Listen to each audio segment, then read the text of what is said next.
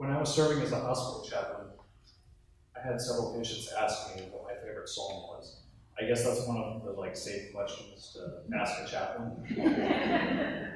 But I always got really weird looks when I told them that my favorite psalm was Psalm 22. Psalm 22 is a psalm of lament. It's a psalm that talks about pain and suffering. So admittedly, it's not a favorite for most people.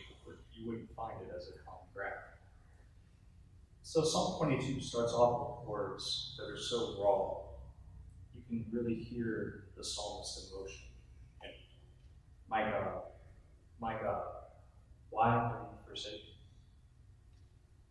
Why are you so far from helping me? From my words, from my groaning. Oh my God, I cry by day, but you do not answer. And by night, but find no rest. When I read these verses, no matter where I'm at in my life, I remember the times in my own life where I felt that way too. I remember the pain of going through a divorce, the feelings of betrayal, the deep loneliness that refused to be banished, no matter how many people I surrounded myself with, no matter what activity I tried to occupy my mind with. And at other times in my life, I remember struggling with self-worth, on the verge of depression, feeling like nothing I did was worthwhile.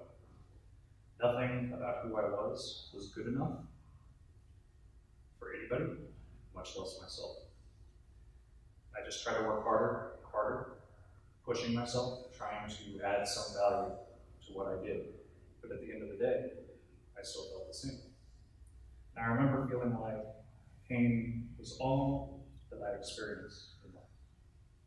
And if I'm being really honest, a more recent example has been with physical pain.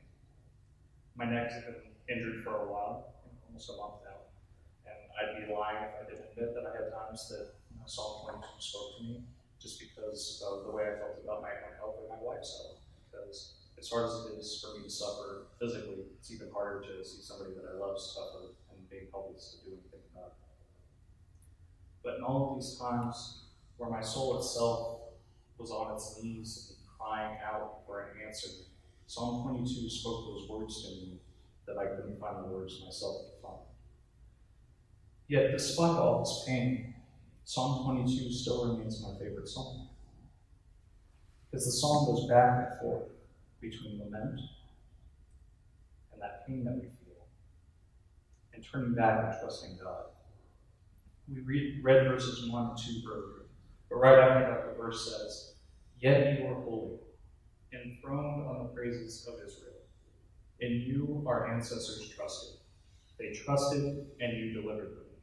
To you they cried, and were saved. In you they trusted, and were not put to shame." God that created all. God that delivered Noah and his family. God that delivered Israel. God that sent Jesus out of love. God that triumphed over sin and death.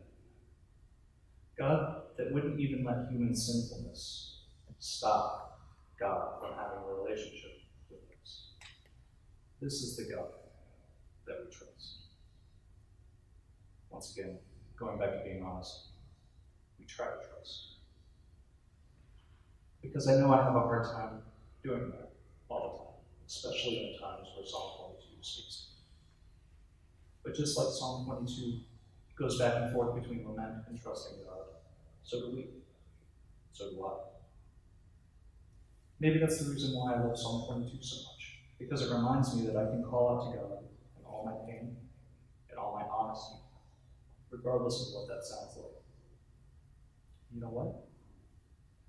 God can handle that.